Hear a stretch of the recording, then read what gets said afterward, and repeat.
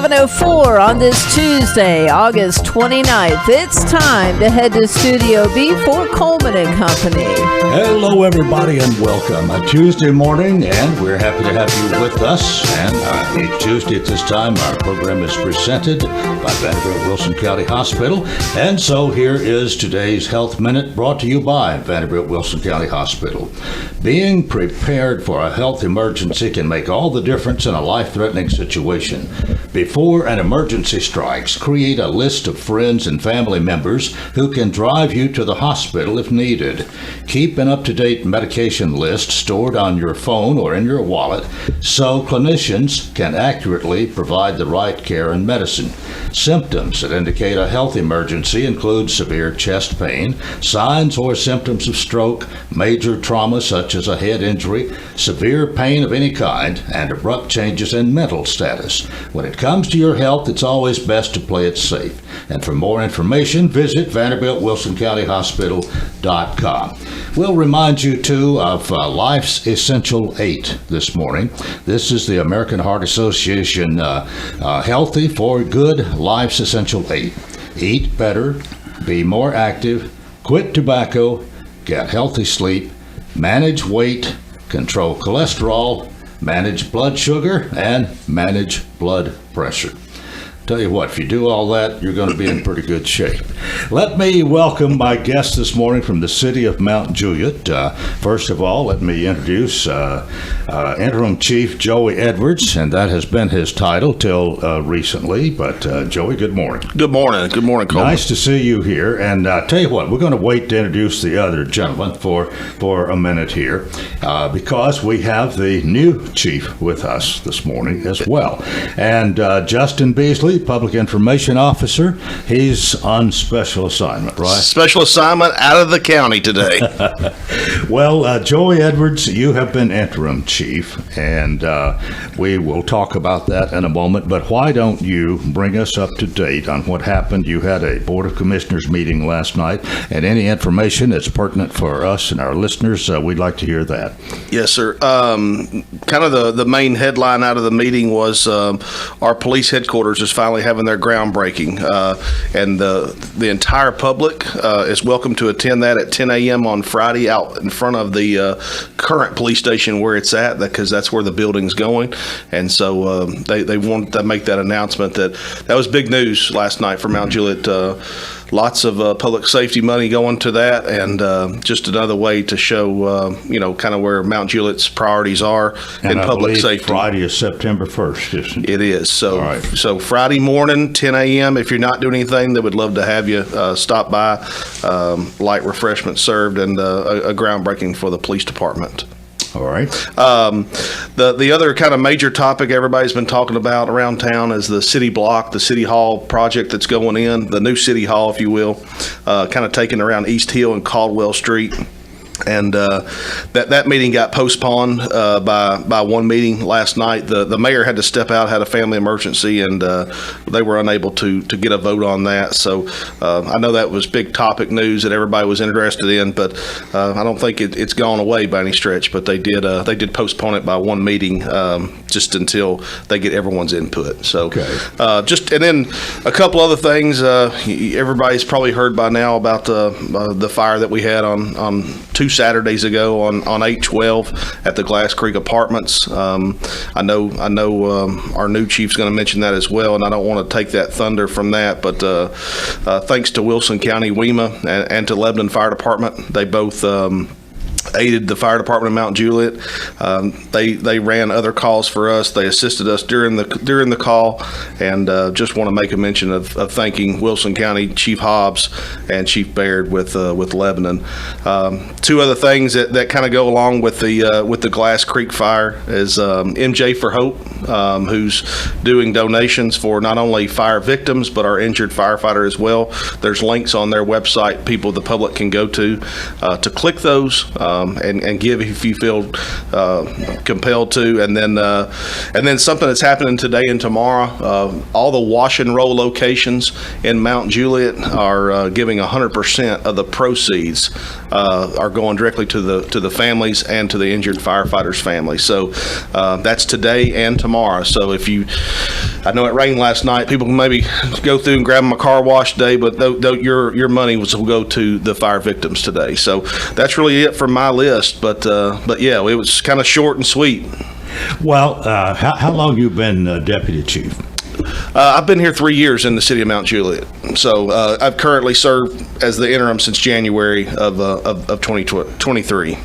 Okay, so you've got about 8 months under your belt there, and now we've got you got a new boss, let's say. Yes, sir. Yes, sir. It's been wanted and it's been needed. Our whole command staff, and we're excited to have Chief Mark Folks join us and lead our team. Well, Chief Mark Folks, good morning. Good morning, Coleman. And we want to know a little bit about you this morning. That's a good way to start, I guess. I think you've had some experience in Murfreesboro. Yes, sir, I have. I actually started my career in Knoxville, at the Knoxville Fire Department back in 1990, so I've been in it quite a while. I actually got reminded of that yesterday when I was talking to one of our firefighters that told me, "Oh, you started in 1990. I was born in 1990," and it makes me feel really young when someone says that to me, but that's actually when my career started. I followed my father into the fire service. He retired as a captain with almost right at 30 years of service in 1993, so we were able to work in the fire department together, kind of on the same ship, but not really together, but we got to work together for about 3 years on the department. I rose through the ranks in Knoxville, becoming the assistant chief of special operations and emergency medical services, and so I did that until 2006, and then I went to the town of Greenville in Northeast Tennessee. I was the fire chief there for about 9 years, and in 2015 accepted the job as the fire chief in Murfreesboro.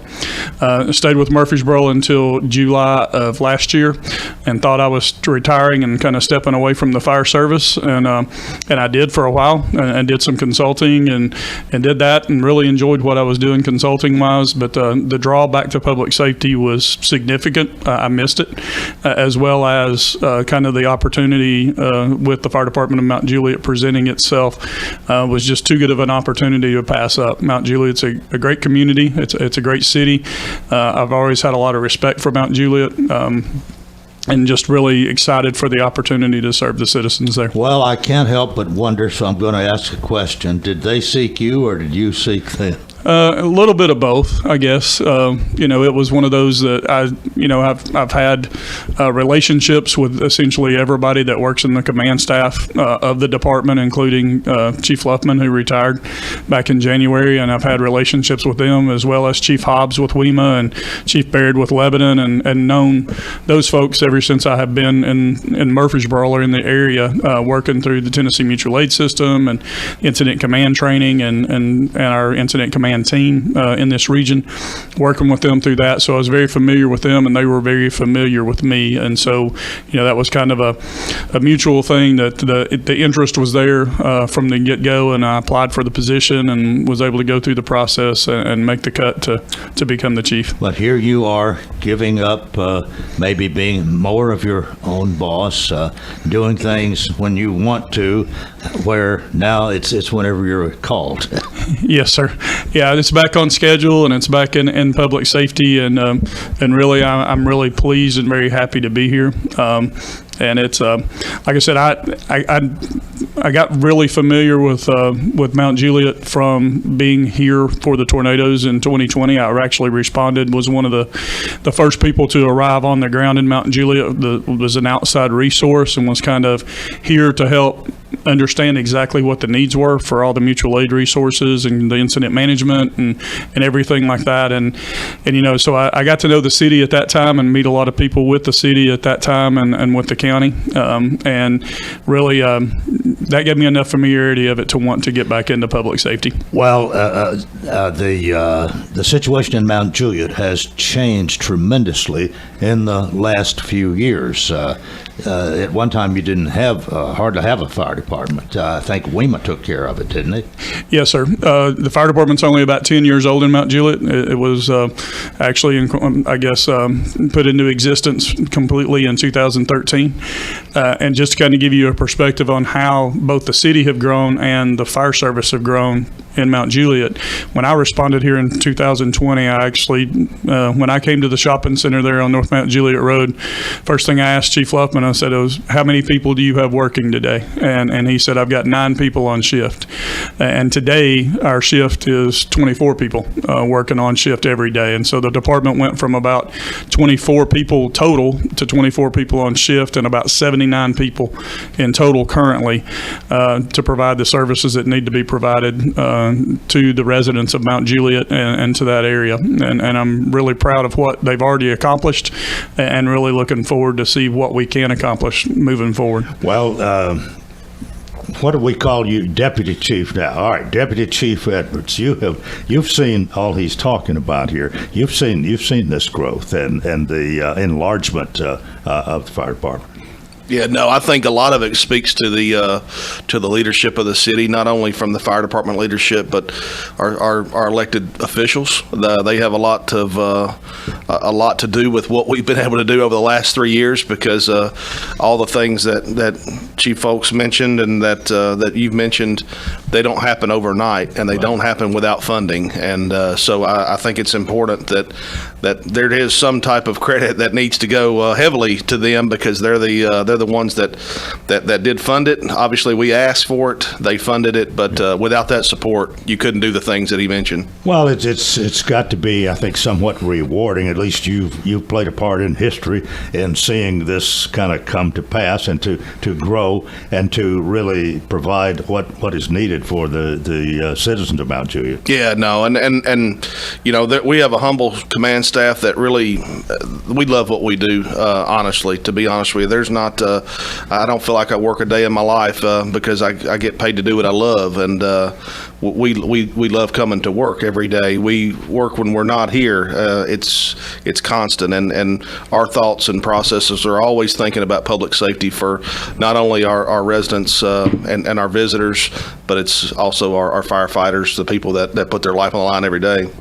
All right, it's time for us to take a break. I have with me Deputy Chief Joey Edwards and new Chief Mark Folks from the city of Mount Juliet. We'll talk more after this break here on Coleman and Company, FM 98.9. And let's see what's happening on the roadways. Thanks to our friends at Absolute Kubota, high performance, high horsepower, 0% financing is still a thing. Now is the best time to save on new Kubota L-Series tractors, rated #1 for durability and owner experience in the U.S. 1506 West Main. Now at traffic, here's Chuck. Good morning. There's a couple of accidents out here getting some attention. Here's what we see. Heavy traffic now developing through Hermitage on 40 going westbound at Central Pike. Behind it, you got all that traffic being pushed in from Wilson County. It's also crowded now, 24 westbound up through the Hickory Hollow area as it really starts to build, leaving Murfreesboro.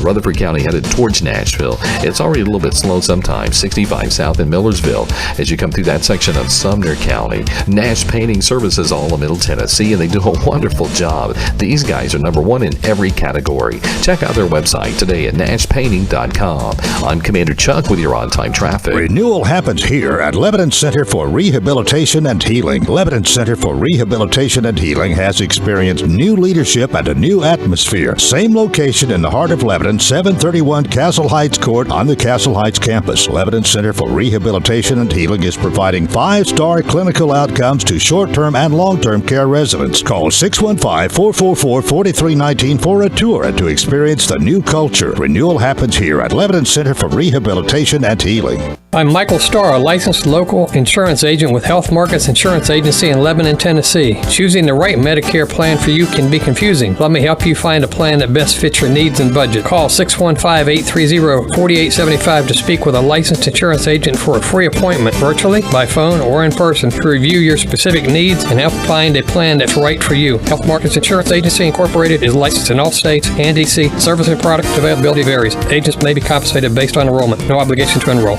Time flies when you're having fun. Happy birthday for 30 years, WANT. This is Barry Tatum, a loyal listener since 1993. Hey, this is Pete Weber, voice of the Nashville Predators, and I want to extend congratulations on their 30 years on the air for WANT and WCOR. All the best to you from Smashville. This is Wilson County Sheriff Robert Bryan. Congratulations to WANT 98.9 on 30 years of service to the community of Wilson County. Thanks. Thanks for joining us. Our program presented by Vanderbilt Wilson County Hospital. We're talking City of Mount Juliet this morning, and it is really an honor to have the new chief, Mark Folks, with us this morning, and interim chief Joey Edwards is with us as well. And Chief, back to you. We were talking about comparing Mount Juliet and Murfreesboro just as we came to the end of the break there. You had more people, you had a bigger territory.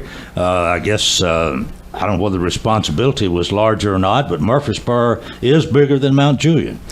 Yes, sir. And the responsibilities are pretty much the same. I mean, and in fact, a lot of times in a smaller fire department, you actually have more to do because you've got more command staff and more people in administrative positions that can kind of help, do some of that work in a larger department. Whereas, you're going to be doing a lot of that on your own or with the other members of the command staff. That work is going to be a whole lot more heavy on those members because it's still there.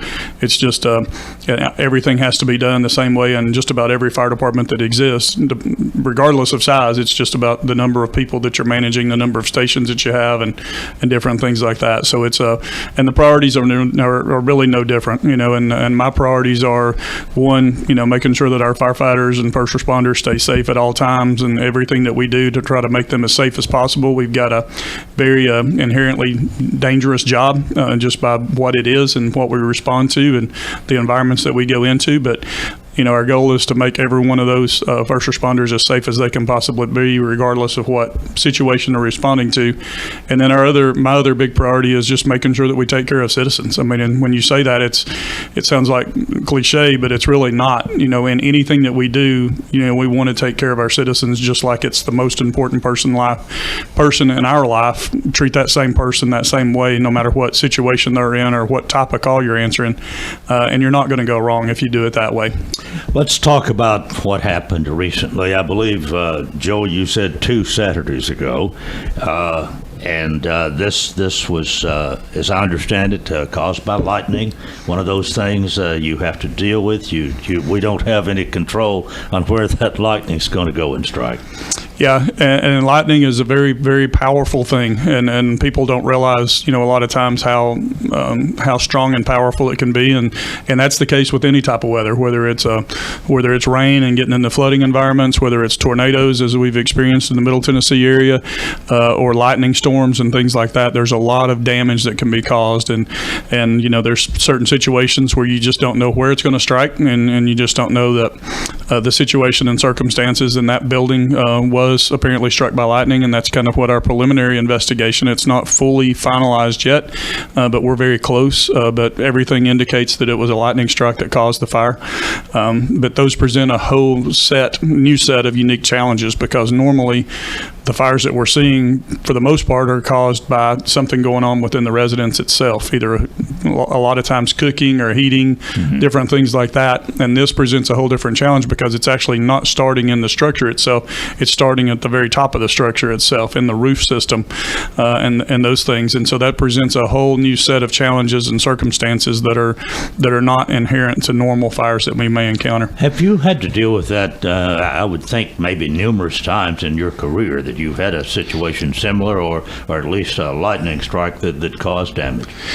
Yeah, it's not common, but at the same time, it's really not uncommon. It's something that you will see from time to time, and and people put in a lot of there's a lot of different lightning protection systems and things like that. But the power of lightning is unbelievable, and even having everything built just accordingly and just right and the way that everything should be.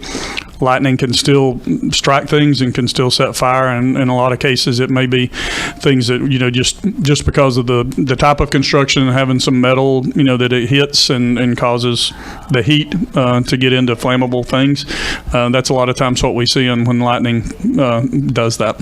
Is there special training involved in fighting a lightning fire? Is it different from any other, really? Not really. It's really the same. It's just structural, firefighting. Like I said, the difference is that where the fire is originating from and where it's starting is, fires don't typically start in the attic. You occasionally see electrical fires that may start in the attic, but lightning is probably the most common cause of fires that are, at roofline or above roofline, and what causes that. And it literally, a lot of times, just like the apartments there, it's with the wind that was coming with the storm as well, that helps drive the fire, and it literally kind of races through that attic and just burns the entire roof off before there's a lot that we can do about it, just because of the wind and the other circumstances that are there. Well, now, was this before you actually became chief? Yes, sir. I was actually slated to start work on the following Monday after the fire was on Saturday, but I was in pretty much constant contact with Chief Edwards,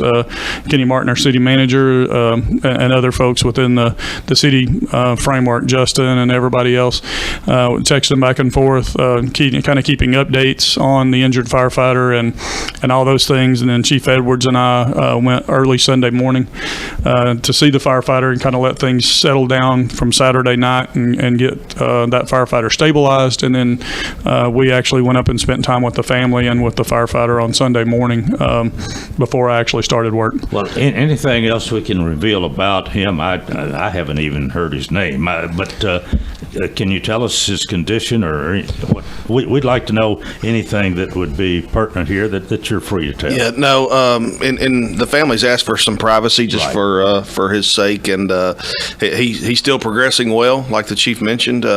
He has a long road to recovery. The city of Mount Juliet's standing right behind his family, taking care of all of his needs as far as financial needs, as far as all the things related to his injury. He's surrounded by family, friends, and coworkers daily. There's firefighters of Mount Juliet always sitting by his side at the hospital, sitting in waiting rooms with his family at their beck and call, whatever they need.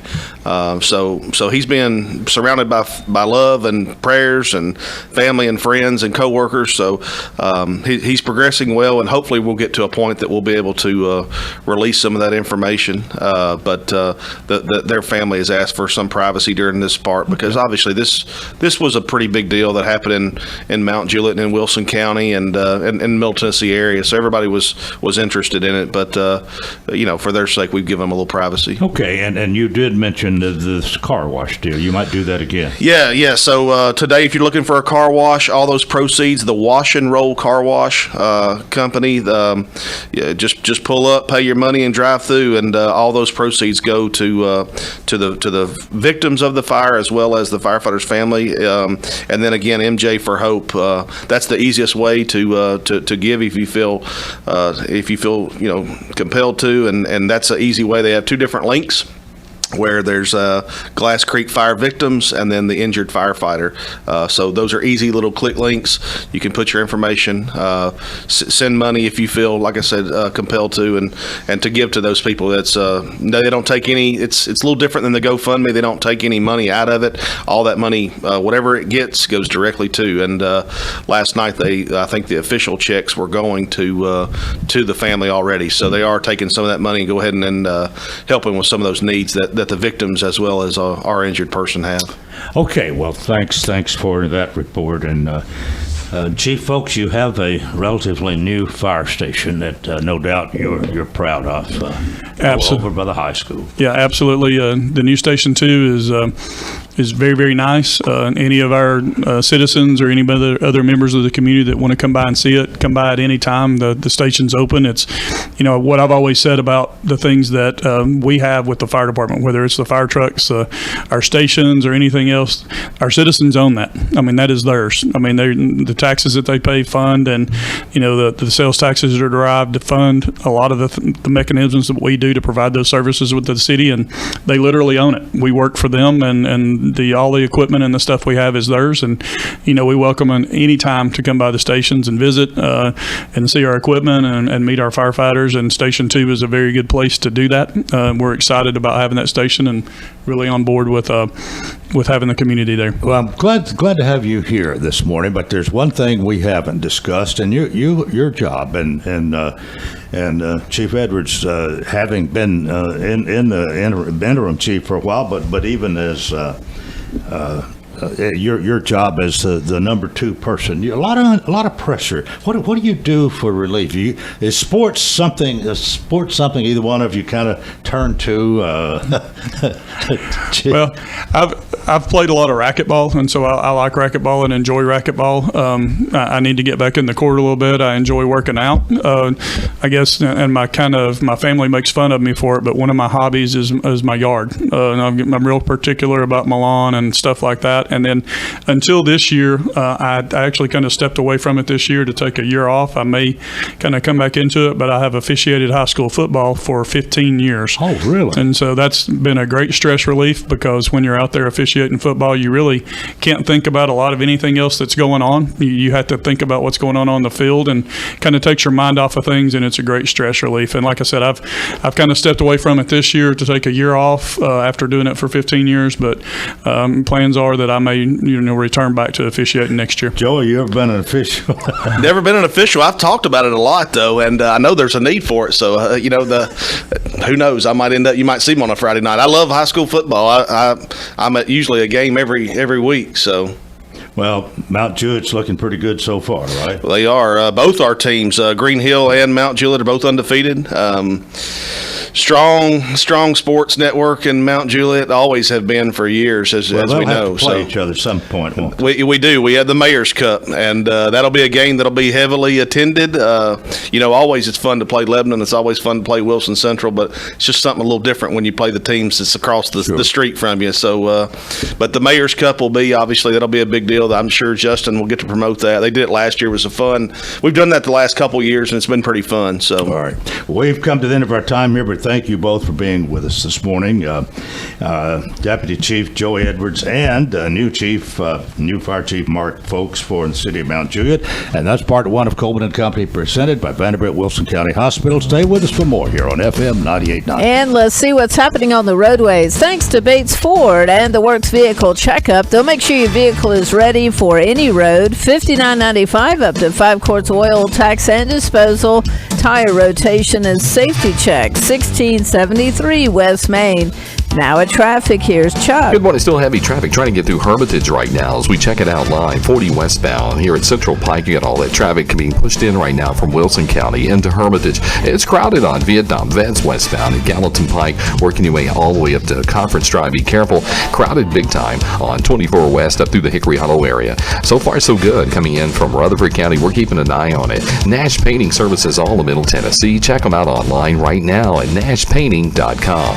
I'm Commander Chuck with your on-time traffic. What is your passion? How can you use that passion to enrich your community? Hi, this is Melanie Minter, President and CEO of the Lebanon-Wilson County Chamber of Commerce. Your chamber is the resource for making connections to fulfill your passion. Whether education, nonprofit, agriculture, entertainment, or government relations, Wilson County offers a place for you to be involved. Your chamber connects businesses, individuals, and your passion to the community. We have an enthusiasm for excellence. Join us and catch the spirit. Call or visit our office at 149 Public Square in Lebanon. Welcome to Hearthside Senior Living, Lebanon's unique senior living community designed for seniors to age in place, all within a safe, comfortable, and Christian environment. Beautiful retirement homes designed for an independent lifestyle with maintenance-free living. Hearthside Senior Living also continues the excellent tradition of assisted living for those seniors who need additional services. Hearthside Senior Living, an independent retirement community and assisted living community, all on one campus in the heart of Lebanon. Call 615-443-1994 for a tour. Where a patient starts their cancer care matters. And here, that means Vanderbilt Ingram Cancer Center, Wilson County. It's Vanderbilt level care without making the drive to Nashville. From screening to diagnosis to treatment and recovery, patients can get all the care they need right here close to home. So now, having the best care team and most advanced treatment is closer than ever. Vanderbilt Ingram Cancer Center, making cancer care personal. Join us on Saturday, September 9th for the 20th annual Sherry's Run, 5K run walk to benefit Sherry's Hope. The event starts at 8 a.m. at 623 West Main Street in Lebanon. Come run or walk and give hope to people in our community who are battling cancer. Enjoy a silent auction, live music, and more. Register now at sherrysrun.org and make plans to join us on Saturday, September 9th for the Sherry's Run 5K run walk to benefit Sherry's Hope. We do have a slight chance for showers and storms this morning. Otherwise, partly sunny skies, warming up to a high of around 82 today. Tonight, partly cloudy skies, that overnight low down to around 60. This weather forecast brought to you by Walker Auction and Realty, professional auction and real estate services. Get top dollar for your home, land, or personal property. Log on to MikeWalkerAuctions.com. They know auctions. Let's look at your forecast. I'm Stormy Clausen. Welcome to part 2 of Coleman Company. It is a Tuesday. Sean Dozier's here, and we're ready to talk about Hearthside Senior Living. Good morning. Good morning, Coleman. I see you got your pen that I gave you. I have that wonderful pen that has Hearthside. You should have put that a little bit quicker. Well, yeah, I probably should have. I'll blame somebody else for that. But Sean, I'm glad you got it. Sean is the Executive Director for Hearthside Senior Living and Retirement Assisted Living Community at 215 Castle Heights Avenue North, and is with us each Tuesday to talk about this wonderful place. Well, I always enjoy talking about Hearthside. It's as I like to say, a wonderful community right in the heart of Lebanon. Great location, great real estate. If you're looking to get a nice assisted living room right in the heart of Lebanon, and I talked to a lady yesterday. She came in at 3 o'clock. Spur of the moment. Didn't make an appointment, came in, and I got to talk to her for about an hour about life in general and about decisions that she needed to be making over the next couple of years. She just put her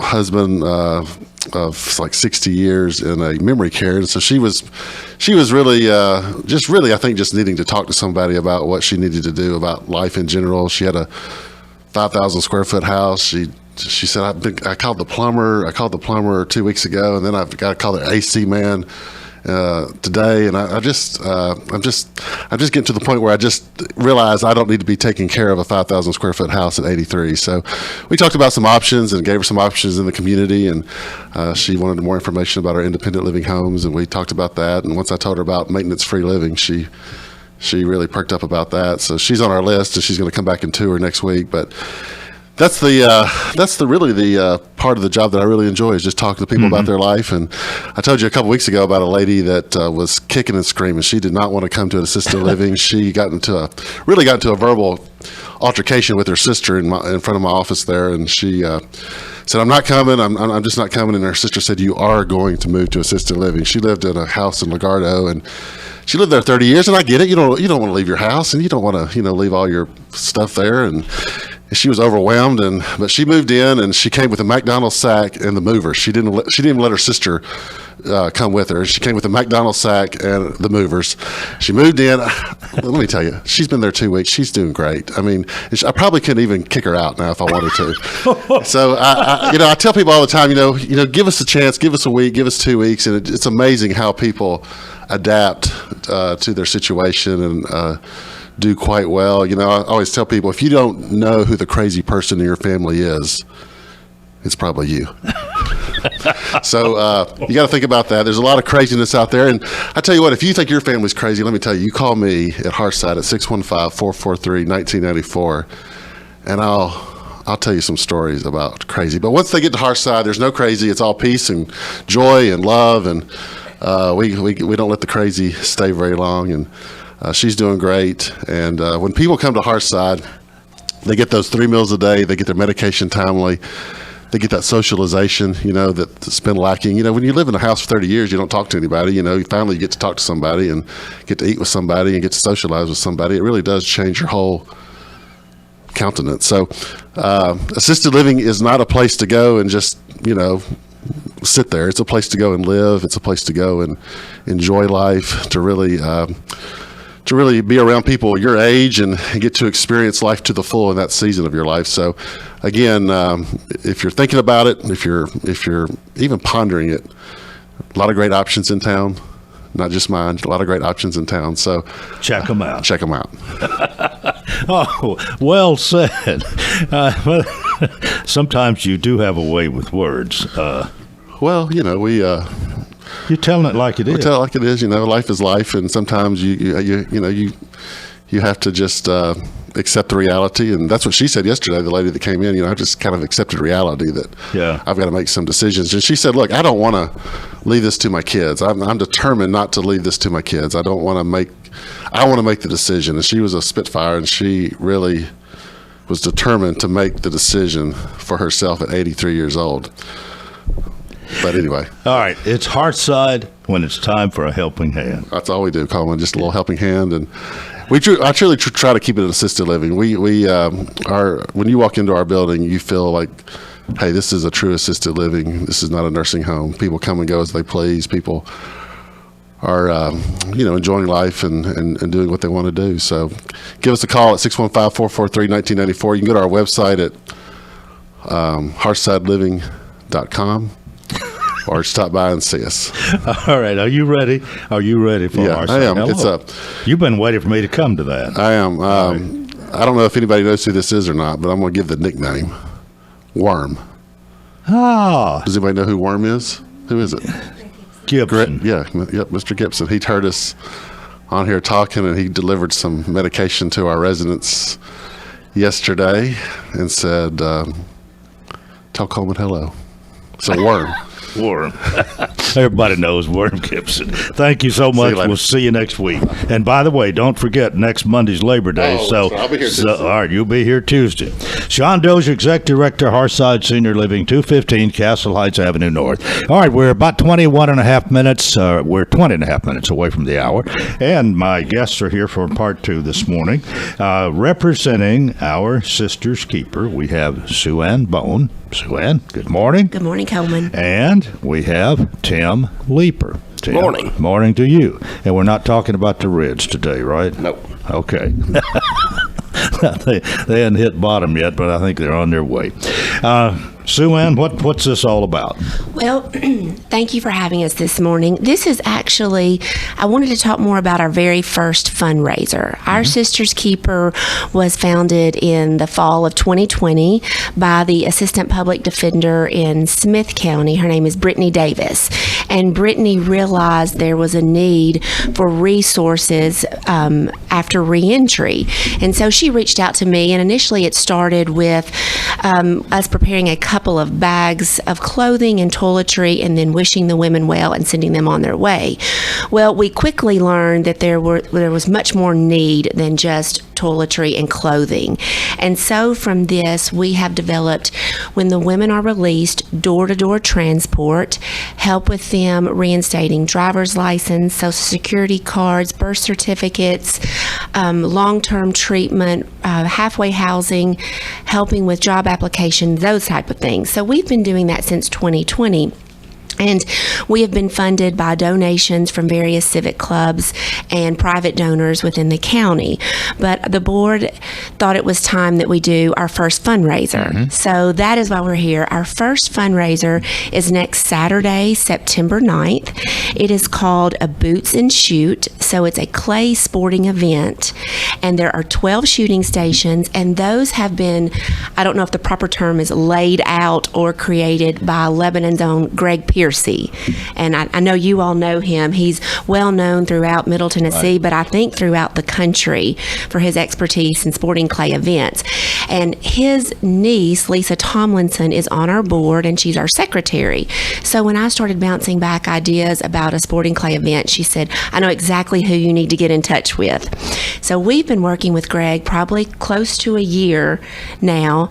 And like I said, our event is next Saturday. It's at the farm at Cedar Springs. That's 784 Phillips Road. And the shooting stations are going to be set up across the road from the venue. And then at 4:30, we will have a cocktail hour and dinner starting at 5:30. That will be in the barn. We have entertainment provided by a band of Old Brothers, a bluegrass band, and catering by Houston's. And then we'll do an awards presentation. And the most special part of the night, I think, will be testimony by our very first lady who came through the program. She's been sober 3 years, and so she'll talk about her time with our nonprofit.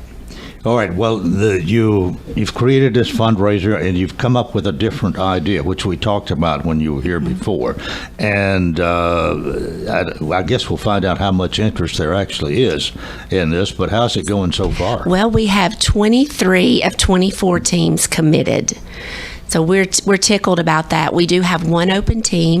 It's $1,500 a team for a 5-person team. Now, we do have individual dinner tickets available. Those are $75 a person. We do have a few table sponsorships left available, $750 for an 8-person table. Mm-hmm. All right. Well, you've no doubt you've put a lot of organization and time into this, and it sounds like you're reaping the benefits of the hard work here. And so this is going to be, you're going to raise quite a bit of money through this. We hope so. I mean, we'll have bills to pay at the end, but we hope so, because that money we can use for ladies to pay their entry fees. A lot of times when our ladies get out, if they go to just private housing, we like to help them with their first month's rent. If they go to a halfway house, we like to pay for that first month there, long-term treatment that first month, and that's expensive. All of those are several $100s. So if we can just assist with that first month, that's where a lot of this money would go to. Well, you evidently putting a lot of your time and effort into this. Is this mainly what you're doing right now? It is. In 2020, I was working at the Pavilion, and I was non-essential. And so when Brittany reached out to me, I said, well, sure, I've got time to do this. And then over the last couple of years, it has become full-time work. We have 24 ladies in our program. So some are still incarcerated, some are out. And so, you spend several hours with the ladies. You get to know them quite well. Then. Very well. Yeah. Well, Tim, you got any comments on this? We need to go to a break in a minute, but you're involved in this as well, aren't you? I am more or less trying to help get sponsorships, trying to help get teams, tables, things like that. Just reaching out to my network. Everybody has a network. Some are bigger and some are smaller. So when she said she was doing this, we love the idea. I think it's a great idea. There's a lot of folks that are interested in it. I've called a couple of people, and their first response was, yes, absolutely, I want a team. Mm-hmm. I had one guy even say, hey, I'll take 2 teams. Yeah. So there's real interest in it. It's just something that we don't do around here a lot. We don't see a lot of these type fundraisers, and it's I think it's really grown legs since she's talked about it. I think she realized it would be a cool idea, but I don't think she realized how cool. Yeah. Okay, with that, we'll take our break. More coming up on Coleman and Company, FM 98.9. Let's see what's happening on the roadways. Want to thank our friends at Absolute Kubota. High performance, high horsepower. 0% financing is still a thing. Now is the best time to save on new Kubota L-Series tractors, rated #1 for durability and owner experience in the U.S. 1506 West Main. Now at traffic, here's Chuck. Good morning. I'm looking at an accident in the Williamson County area at 65 northbound near Moores Lane. It's just really aggravating that heavy traffic flow trying to get out of Franklin into Brentwood on 65 going northbound. It's over to the side. It's just a lot of rubbernecking. There's heavy traffic right now on 24 coming in from Murfreesboro up through the Hickory Hollow area on 24 westbound. It's also crowded up there on Vietnam Vets westbound headed towards Conference Drive. Nash Painting, they service all of Middle Tennessee. Check them out today online, nashpainting.com. I'm Commander Chuck with your on-time traffic. This is Brax McFarland with the City of Lebanon, wishing WANT 30 years. This is Don Hamlet with Absolute Kubota. I'd like to wish WANT a happy 30th anniversary. Hey, I'm Kay Maynard with State Farm Insurance here in Lebanon, and I wanted to wish WANT a happy 30th anniversary. Hey, this is Paul Tubbs with the Bates Ford family, and we'd like to wish 98.9 a happy 30th anniversary. 30 years! Happy anniversary from State Senator Mark Pody. The refreshing cool after coming in from a hot summer day. The perfect temperature to kick off your shoes and relax with a good book. When the weather heats up, a new Rheem AC system will surround your family in total comfort. Are you feeling it? Rheem, the new degree of comfort. Financing available through TVA's Energy Right program and your local power company. Call Randy's Heat and Air 237-3604. Rheem, the new degree of comfort. I'm Michael Starr, a licensed local insurance agent with Health Markets Insurance Agency in Lebanon, Tennessee. Choosing the right Medicare plan for you can be confusing. Let me help you find a plan that best fits your needs and budget. Call 615-830-4875 to speak with a licensed insurance agent for a free appointment, virtually, by phone, or in person, to review your specific needs and help find a plan that's right for you. Health Markets Insurance Agency Incorporated is licensed in all states and D.C. Service and product availability varies. Agents may be compensated based on enrollment. No obligation to enroll. Coleman and Company, our final segment here for a Tuesday morning. We're talking about our Sisters Keeper, a big fundraiser coming up September 9th, and bonus ways to this year. And I was just rehearsing with you, Tim, the last time your sponsorship was here, 1st of August. We came and talked about this, and today we're kind of putting a final cap, I guess, on the fundraiser, and Sue Ann's done most of the talking so far. But this skeet shoot, that's what it's clay sporting. All right, or sporting clay. But there's more interest, and you've found more interest in this, and you've come up with a unique fundraiser. Really, I don't know anybody that's had a fundraiser like this. So when you can do that and be original and be the first, and apparently it's going to be a big success. Because I believe you said you only have one team sponsorship left. Yes, sir. One shooting team.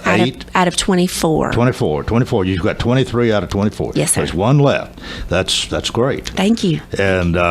And then you have some table sponsorships available, and tickets are available too. Yes, sir. But why don't you, for those who might not have been listening 10 or 15 minutes ago, go over again just what you're going to have? And I know you got some sponsors you want to absolutely. thank as well. So on the 9th, we will have 2 flights, so 12 teams in each flight. The first flight will start around 12:30. I believe safety training and a light lunch will be provided at 12. At 12:30, the first flight of 12 teams will begin their shooting, and then at 2 o'clock, the second flight will come in of hopefully 12 teams at that time.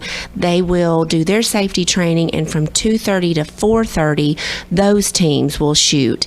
Now, in the interim, we do have a Longbird station set up where a shotgun will be provided, and it's 3 shots for $20. That's another way to raise money that day. And then I guess you could call it a sniper station. Has been that gun has been donated by a businessman in town, and he will provide 3 shots for $20. So those are additional ways to raise funds, and also for people who would like to shoot but are not participating with a team. So that will go on between 12 and 4:30 that day. At 4:30 starts the social part of the evening, cocktail hour for an hour, dinner starting at 5:30. And that's where we have individual tickets left for dinner and table sponsorships of $7.50 a table. And this is a week from this Saturday, on yes. September the 9th. The 9th. What's weather have to do with this? Well, we are told that this is rain or shine.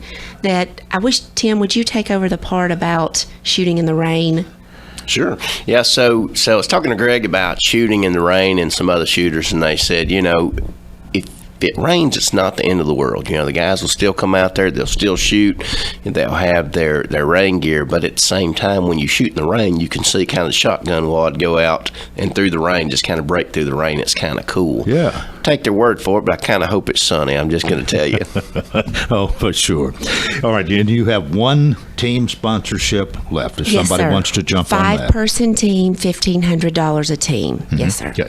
And a few table sponsorships. Somebody wants to do that. What's the best way to? I would prefer they just contact me, and my cell phone number they may call or text 615-812-6810. My email address is my name. It's BONESUANNE,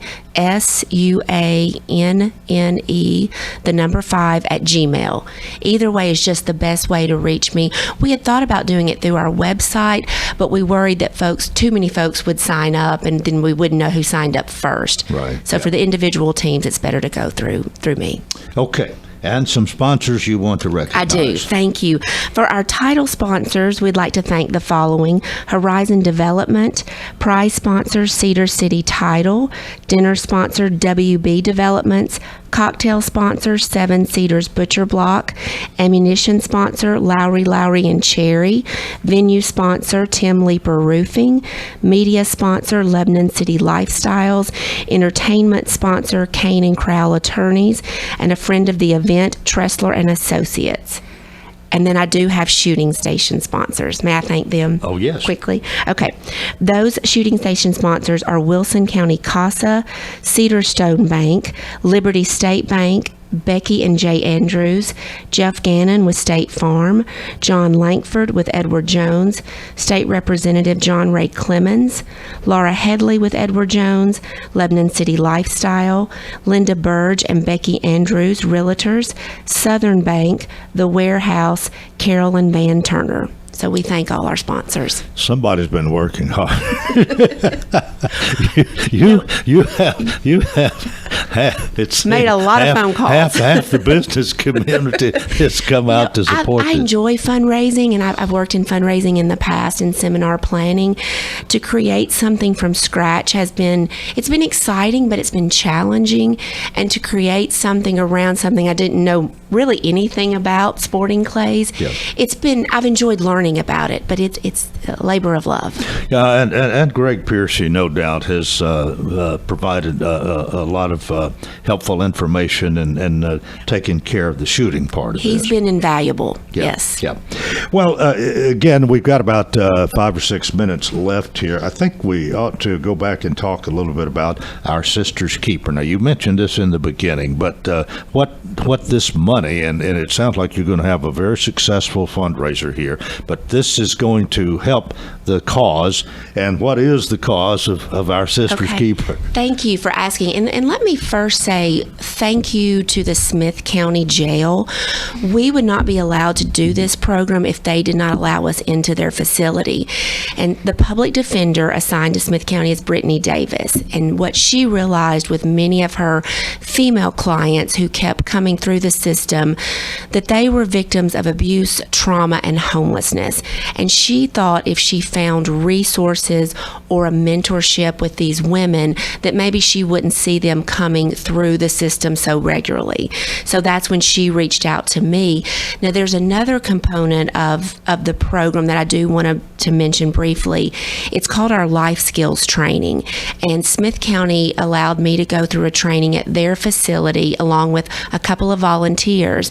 And every Wednesday, we go into the jail from 1 to 2 o'clock, and we teach life skills courses. So things we talk about are personal finance, filling out applications, mental and physical health, healthy relations, unhealthy relationships, bridging the bridging the gap, I guess, with your children while you're incarcerated.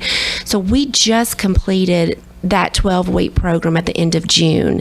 We took July off, and now we've started again. So we have what we call our beginners course from 1 to 2. Those are the ladies who have not been in there as long. From 2 to 3 is our advanced course, and those are the ladies that were in our first training. How successful do you feel this has been? I mean, if you can help one person turn their life around, that's worth a lot. But hopefully, it's going to be more than one. We hope so. I mean, one person, it changes that generational cycle.